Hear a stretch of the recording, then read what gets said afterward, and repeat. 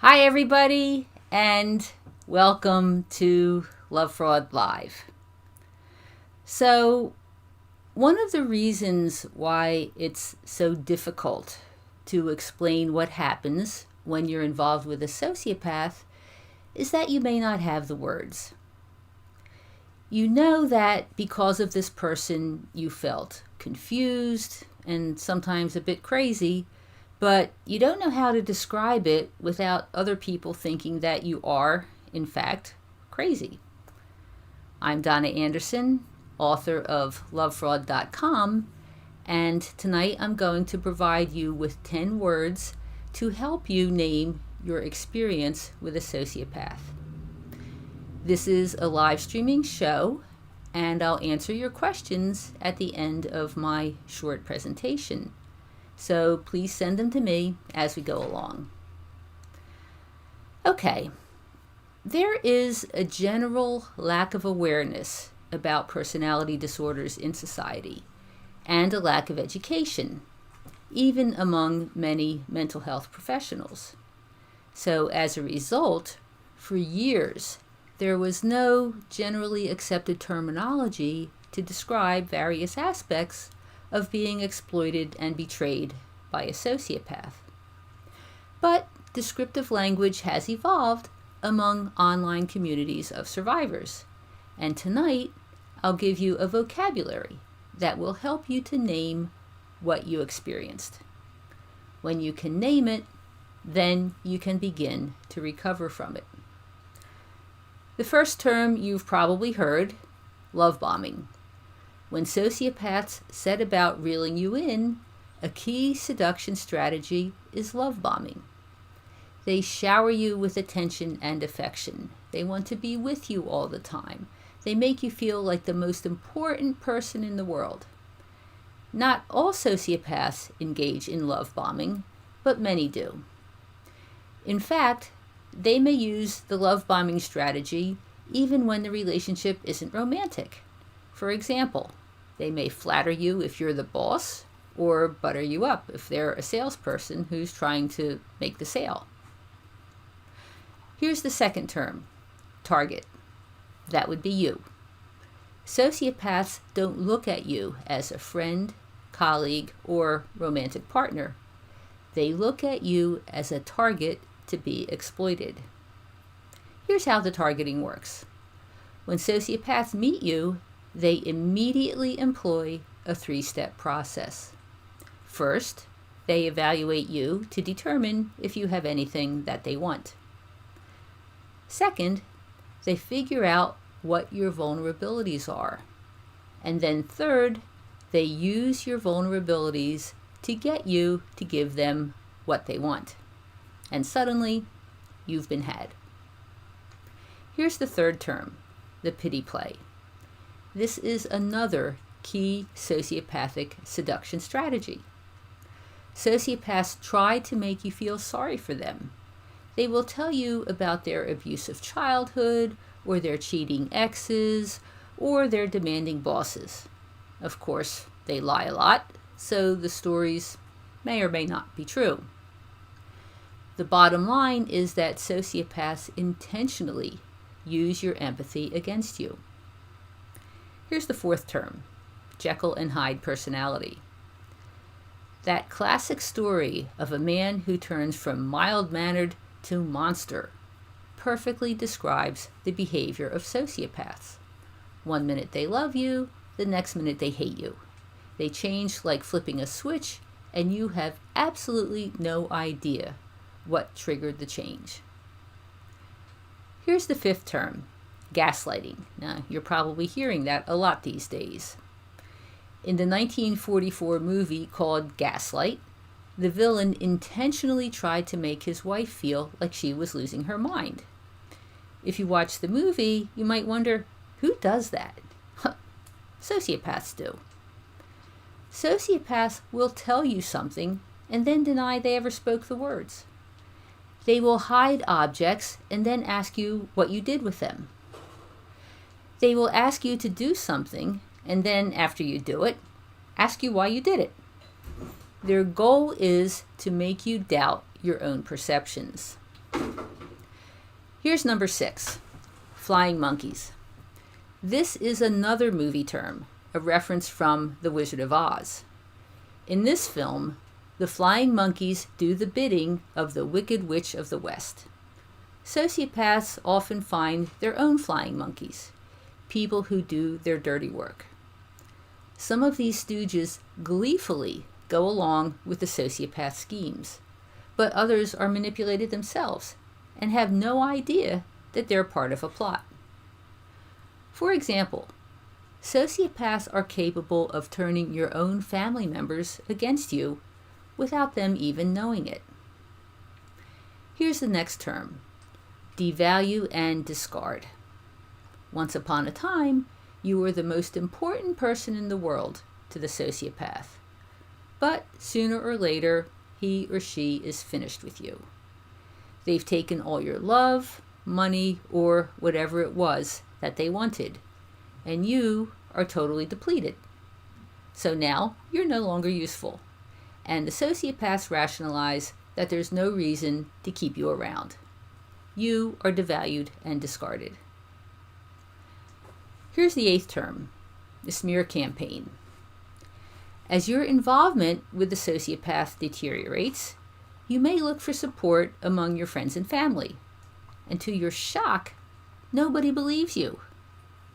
How does this happen? Well, long before you realize that the sociopaths are toxic, they start undermining you with everybody that you know. They wonder aloud about your mental or emotional stability. They tell outrageous stories about how you wronged them, all of which, of course, are total lies. But they are so convincing that their accusations stick, and your support system is gone. You've been trashed by the sociopath's smear campaign. Here's term number 9, hoovering. Finally, it's over. Either you escaped from the sociopath or you are discarded. Either way, you're doing your best to move on. And then they're back. The sociopaths are hoovering, as in the vacuum cleaner, trying to suck you back in. They tell you that they realize they made a terrible mistake. They treated you badly. They're sorry and they'll never do it again. Yeah, right. Don't fall for it. Hoovering is just the same scam, the sequel. Finally, here's the last term and a very important one, no contact. To escape and recover from sociopaths, the best strategy is no contact. Get away and stay away. Do not see them, do not talk to them, do not text them, do not visit their Facebook page. Time and distance will help you to clear the fog from your head and regain your footing. When no contact isn't possible, perhaps if you share children with the sociopath, pursue what I call emotional no contact. That means you understand what they are, you understand that they will not change, and you no longer let them get under your skin. So to summarize, here are the 10 terms, the 10 words that you can use to describe what you endured with the sociopath.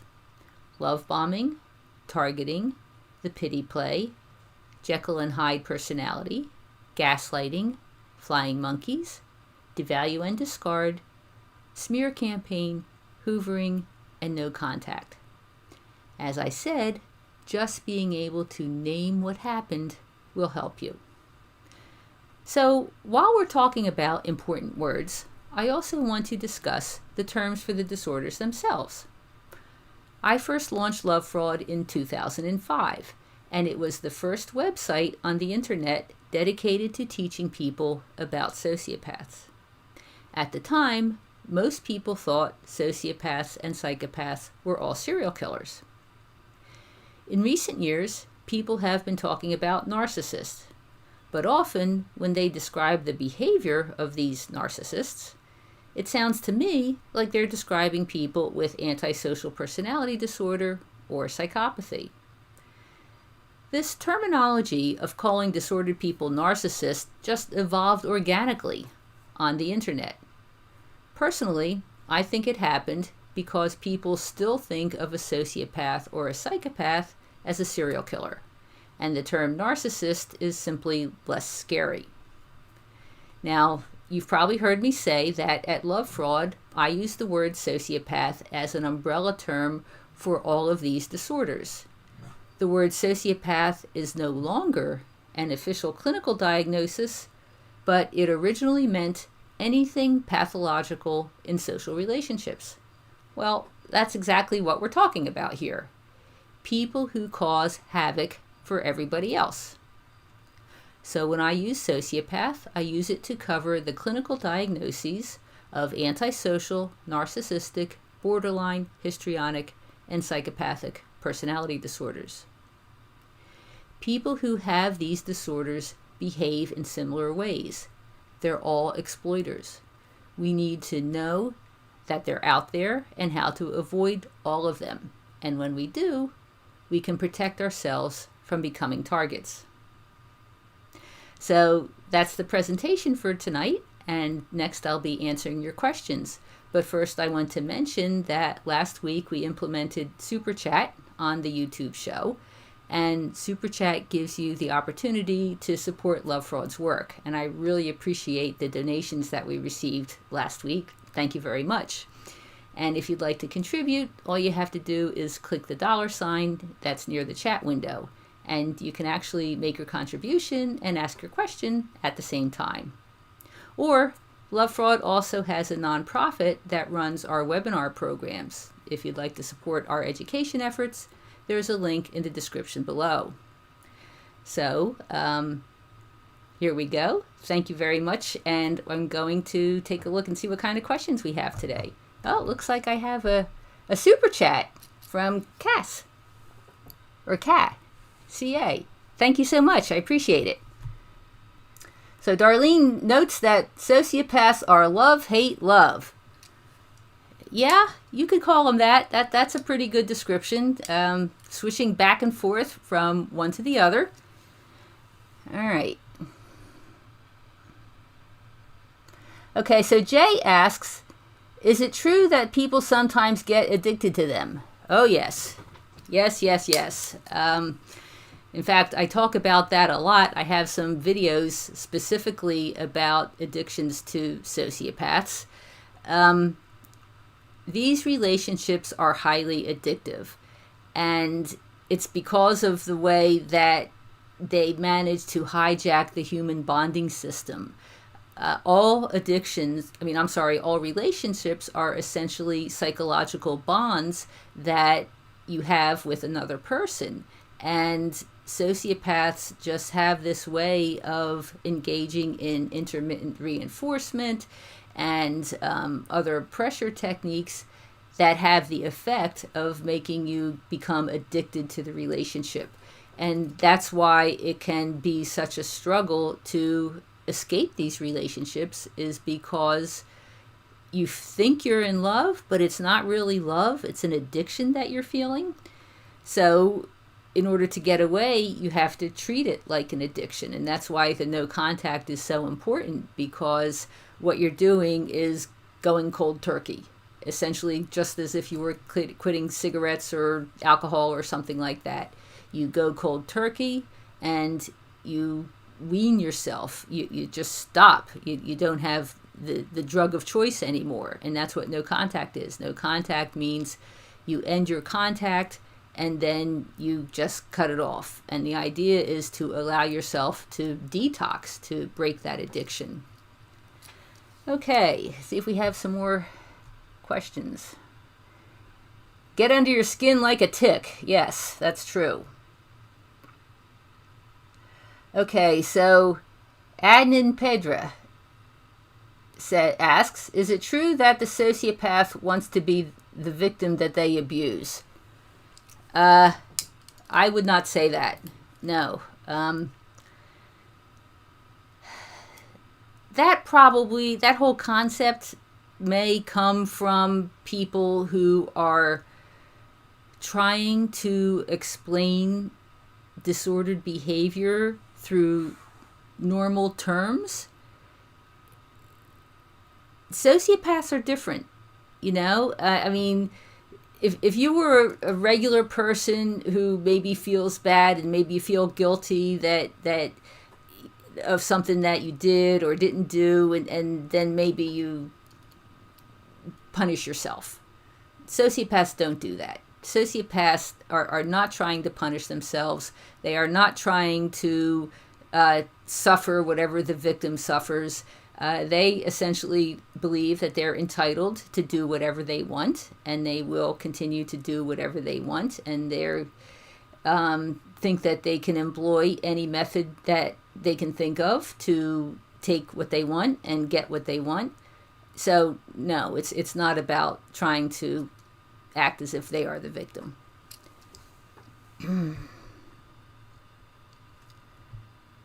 Okay, so Donna, have you ever heard of sociopaths being misdiagnosed as bipolar? I found out via others that my sociopathic ex was diagnosed as bipolar type 1, but I just don't buy it. Sociopath cycle was there. Yes, I have heard of that in quite a few occasions, actually. Again, you know, a lot of therapists don't understand antisocial personality disorder or psychopathy, so they misdiagnose as bipolar. And there's also the possibility that there could be comorbidity.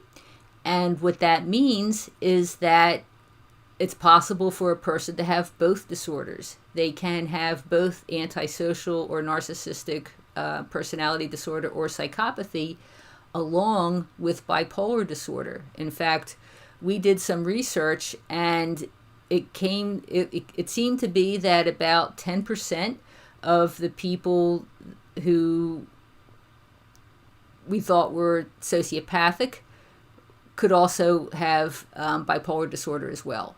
So yes, they are often misdiagnosed, and yes, it is also possible for someone to have both antisocial and bipolar disorders. Okay. So Katrina asks, how do sociopaths all know how to use and manipulate people naturally if they have no empathy? Well, they spend all their lives figuring it out. And most sociopaths start exhibiting these behaviors when they're pretty young. I mean, usually you'll start seeing it when kids attain puberty. That's when the testosterone kicks in, and if they're predisposed to be sociopathic, it really starts to manifest. So if you meet someone when they're an adult, they've been doing this for a long time, and essentially they've learned how to do it. They observe other people. They learn to be actors. They learn to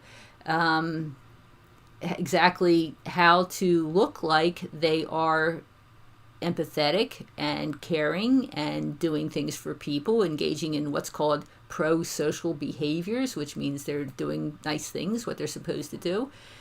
And they learn through trial and error. They learn that if they're nice to somebody, they get what they want. A big thing is they learn that if they say, I love you, they get what they want. So essentially, they do not have the internal capacity for empathy, but they fake it. Since that's what it amounts to, is that they learn how to fake it.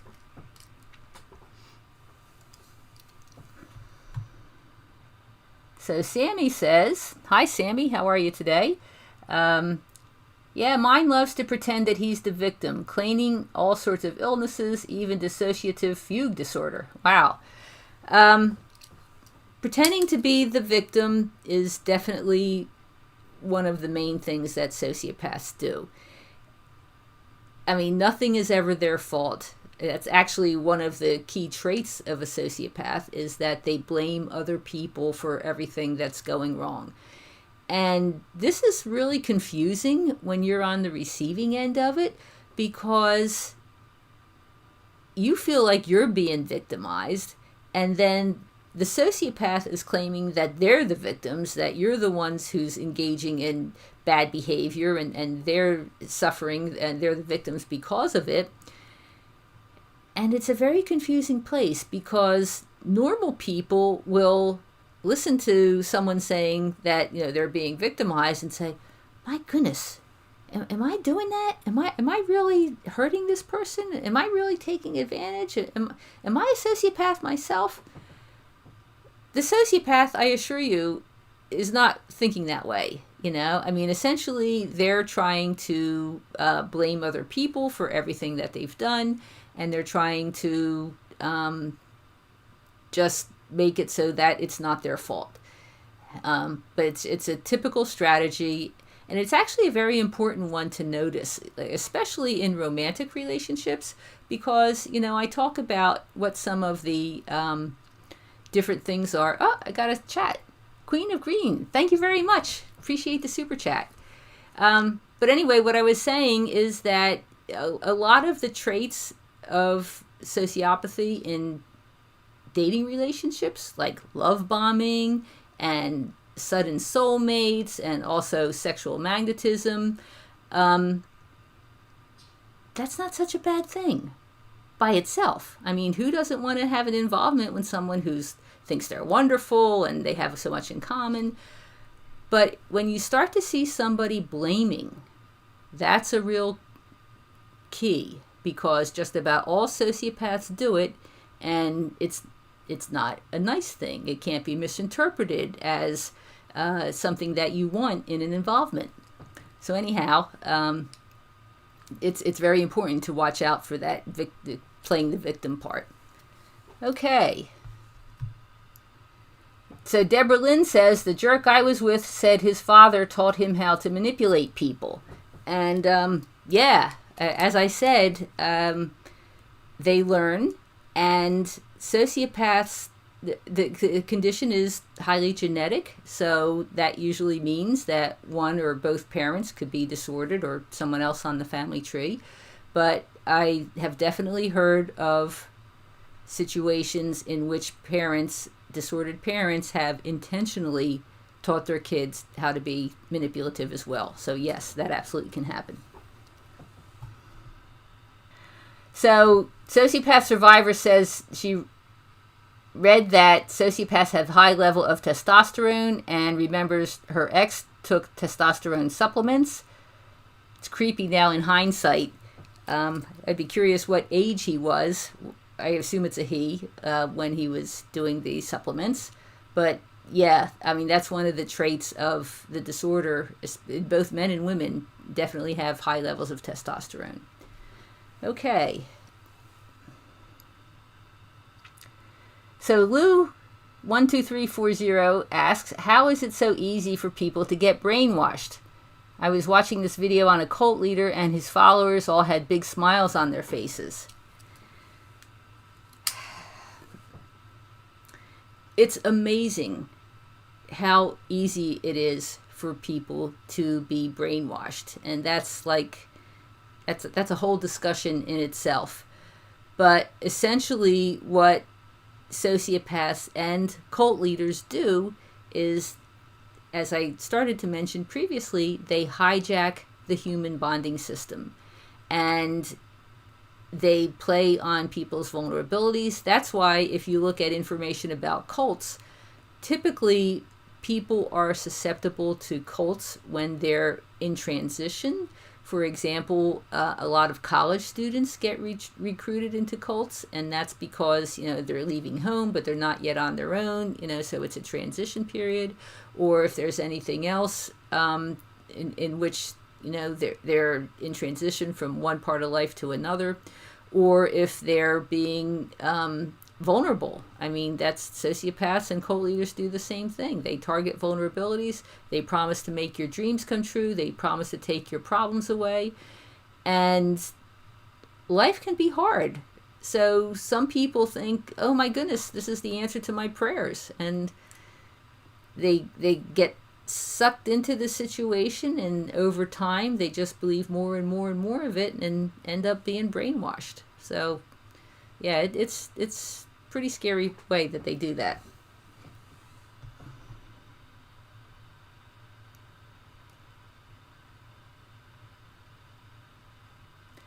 So Darlene says she unloaded the tumor. The sociopath felt a strange sense of overwhelming happiness. That's great. Good for you. Okay, late 30s.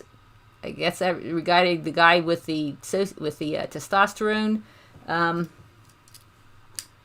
Well, there's also people who want extra testosterone, so either one could have been his motivation. Okay.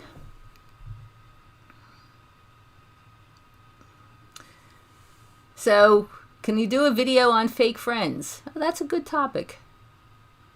Yeah, that's a good topic. I'll make a note to do that at some point.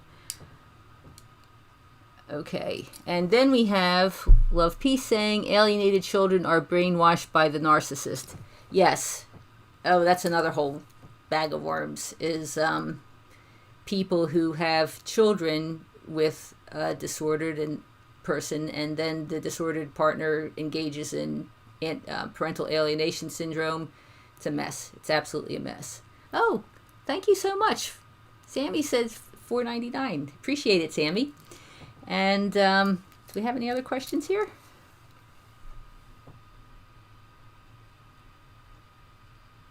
Okay, the sociopath treated me bad as a boy, but treated other people normal, and did not treat me as a child, but treated my friends.